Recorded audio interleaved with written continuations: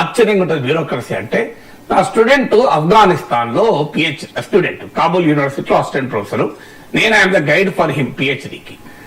ఒక ఆయన PhD complete చేశాడు, వైవా ఉంటుంది పిహెచ్డి అయిపోయాక. వైవాకు ఇండియా హైదరాబాద్ లో ఉస్మానియా యూనివర్సిటీ రావాలని వీళ్ళు అంటారు.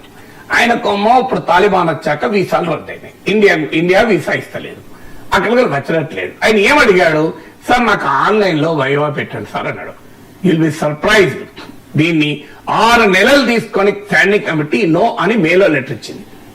ఏంటి, అదే యూనివర్సిటీలో ప్రమోషన్ల కొరకు ప్రొఫెసర్లకు ఆన్లైన్ లో ఇంటర్వ్యూలు పెడతారు. కానీ ఒక పిహెచ్డి స్టూడెంట్ కాబూల్లో ఉన్నాడు, సెన్సిబిలిటీ ఉండాలి కదా, ఆయన రాలేకపోతున్నాడు. ఏమవుతుంది ఆన్లైన్ లో, అది ఫార్మాలిటీ పెట్టమని రిజెక్ట్ లెటర్ ఇచ్చింది డైరెక్ట్ గా మేలో. అది నేను అప్పుడు ఇంటర్వ్యూనై professor Kumar vice chancellor request చేశాను, సార్ ఇది ఎంత అన్యాయం సార్ ఇది. సార్ అంటే ఆయన అప్పుడు స్టాండింగ్ కమిటీకి పెట్టి పర్మిషన్ ఇప్పించారు. నాకు ఎంత పట్టింది, నాకు 1 year పట్టింది పిల్లవాడికి.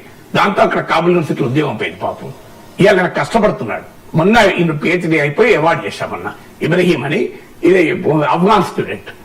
అంటే దీంట్లో ఈ 1 year ఎందుకు పట్టింది, బ్యూరోక్రసీ కదా. నేను గనక నేను డైరెక్ట్ గా వైస్ ఛాన్సలర్ తో మాట్లాడగలిగే పరిస్థితి ఉంది కనుక వీసీకి మాట్లాడాడు, వీసీ వెంటనే అప్లై చేయాడు. కానీ అన్ఫార్చునేట్లీ సిస్టమ్ ఏం చేసిందంట, నేను ఎందుకు మాట్లాడాను వీసీతోని. I appreciate vice chancellor take a very immediate decision, వెంటనే ఇచ్చేశాడు. తర్వాత స్టాండింగ్ కమిటీకి రాటిఫై చేయించాడు, వండర్ఫుల్ గా సపోర్ట్ చేశాడు. కానీ my point is very the system, ఈ సిస్టమ్ ఇంత బ్యూరోక్రటిక్ గా ఉండడం ఏంటి అని. అందువల్ల యూనివర్సిటీస్ మారాలి అంటే బ్యూరోక్రసీ మారాలి.